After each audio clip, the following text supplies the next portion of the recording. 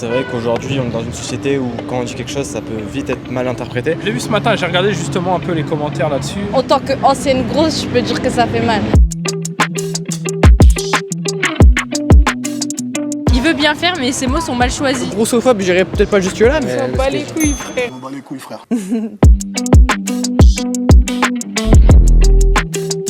Si on insiste, pour moi ça devient de la grossophobie. Ouais. Moi je l'ai fait parce que je me sentais pas bien dans ma peau. Il faut vraiment inciter les gens à qui se sentent bien dans leur corps. C'est quand même une très bonne influence et il montre l'exemple par rapport à ça. Ils sont feignants les gens qui sont gros, ils sont feignants. Pour moi, le tweet n'est pas grossophobe. C'est mal dit en fait.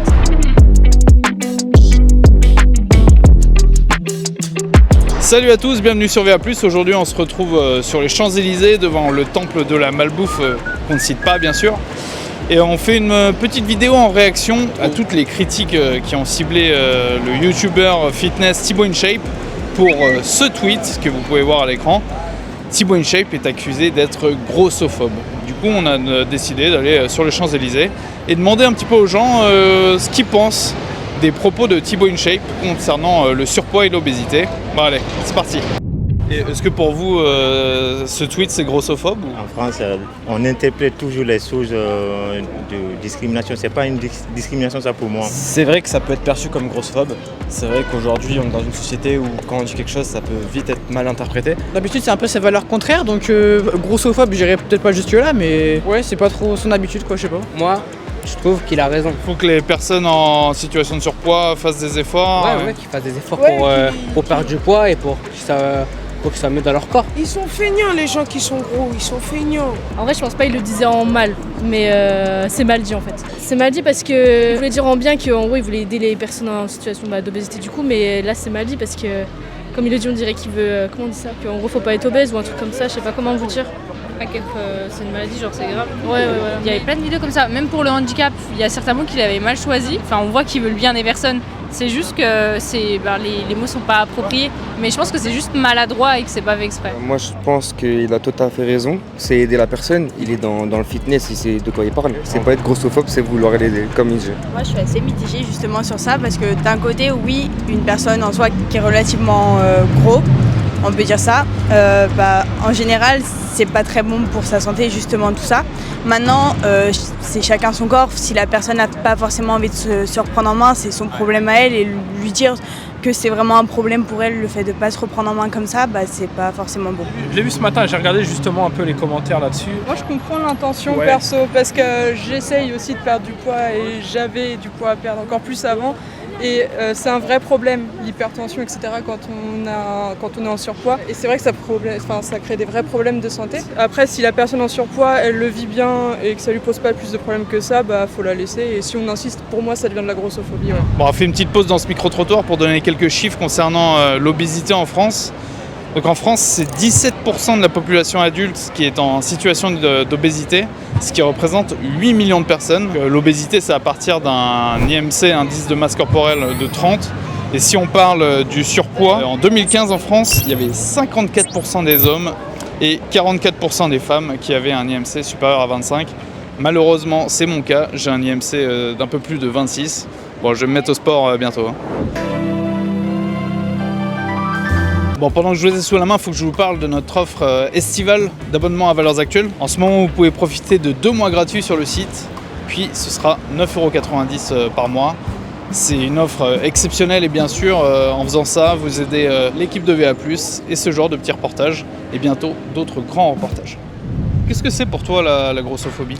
Pour moi, la grossophobie, c'est quand envers une personne, on est mesquin, on est méchant et qu'on insulte une personne parce qu'elle a tel ou tel physique.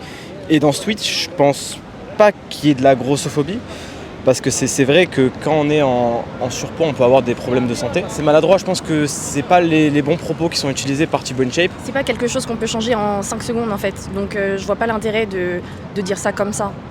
C'est quelque chose qui va se faire sur le long terme, donc si ça peut pas changer en 5 secondes, ça sert à rien d'en parler. Donc toi tu comprends que certaines personnes aient pu se sentir blessées à la lecture de ce tweet ?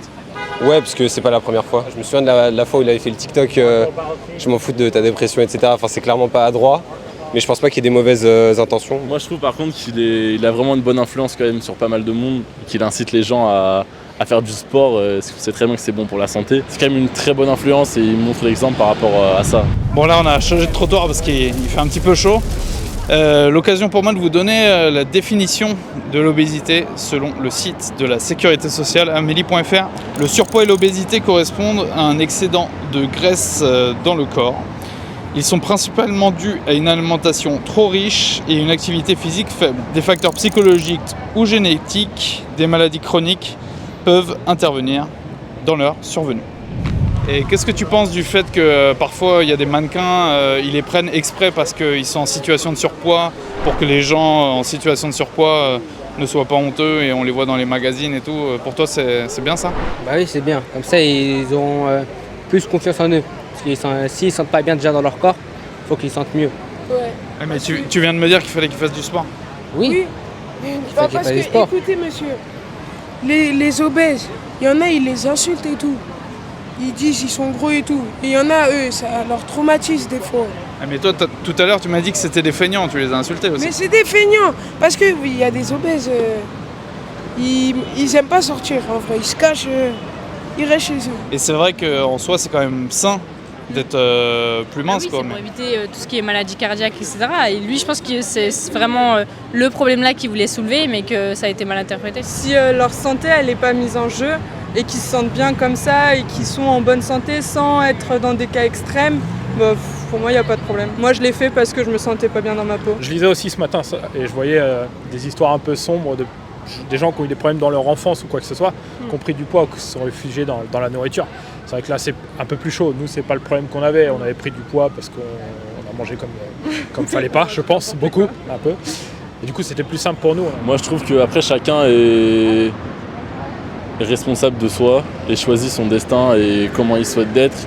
Et du moment qu'il est bien dans sa peau, ça pose pas de problème. Non, pour moi c'est pas une question de bien ou de mal, c'est une question de juste que je pense que ces gens ils militent juste pour que les gens se sentent bien dans leur corps et qu'ils n'aient pas la pression de la société pour être fin, parfait, enfin tout ça.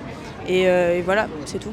Moi je pense qu'en termes de santé publique, c'est un message qui est vraiment dangereux parce que être, on va dire, obèse n'est pas la normalité. Après, que des personnes qui ont pris du poids se sentent bien dans leur corps et voilà, il faut vraiment inciter les gens qui se sentent bien dans leur corps, peu importe comment ils sont, mais il ne faut pas les inciter à rester comme ça.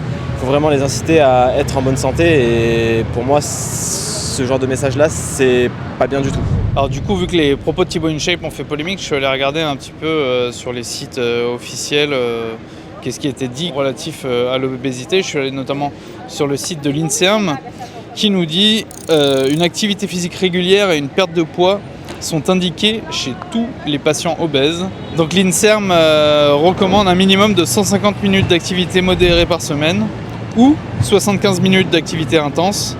C'est donc l'objectif à atteindre selon eux.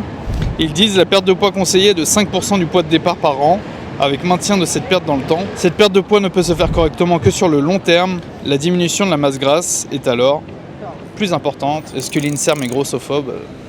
Je pose la question, dites-le nous en commentaire. Il y a la Banque mondiale qui recommande de mettre une taxe justement sur la malbouffe ou sur les produits trop gras, trop salés. Est-ce que pour vous ce serait une bonne idée ou au contraire ce serait juste une façon de nous mettre une taxe en plus et... Ça va pas marcher.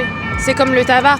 Le tabac ça augmente depuis toujours, ça augmente encore et encore et les gens ils continuent d'acheter. Donc je pense que ça va jamais entre guillemets nous couper l'envie de consommer. Je trouve qu'on n'a pas à se mêler de la vie des autres. Mais après c'est sûr que quand il y a le côté de la santé, etc., faut qu'on les mette au courant que ça peut être mauvais pour la santé. Ça peut diminuer leur espérance de vie, etc. Un peu comme la cigarette par exemple. La cigarette, moi je suis contre, je fume pas. Mais ce que je sais que c'est mauvais pour la santé et on m'a sensibilisé assez jeune. Mais quand quelqu'un fume, je pense qu'il faut qu'il soit au courant que c'est pas bon pour la santé. Mais on va pas aller plus loin, on va pas dire après, etc. Ouais, après c'est marqué sur tous les paquets de cigarettes. Ouais, aussi, là on est devant le McDo, il n'y a pas marqué sur les frites du McDo, tu peux avoir du diabète, tu peux faire de l'hypertension, tu peux faire des AVC, des crises cardiaques, etc. Après c'est comme tout, faut pas aller dans l'excès, le McDo c'est ça, si on en prend un de temps en temps ça va. Voilà, il y a vraiment une incitation à arrêter de fumer de la part des pouvoirs publics. Alors que pour l'obésité, bon, c'est un peu plus mitigé, quoi. Dans tous les cas, la décision elle vient de toi au final. Si c'est toi qui as décidé d'arrêter de fumer, donc c'est pareil, si une personne grosse a envie de maigrir, ça viendra d'elle. Est-ce qu'il ne faut pas une politique publique qui soit peut-être plus incitative par rapport à ça? C'est un peu bête parce qu'ils incitent les gens à consommer, donc ce serait un peu ironique, on va dire,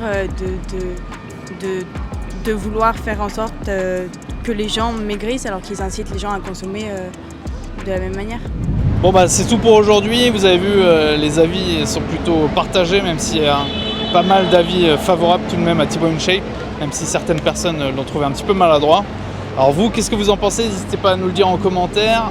En attendant, n'hésitez pas à vous abonner à la chaîne et à profiter de notre offre spéciale été pour l'abonnement sur le site. On vous dit à très vite sur VA+.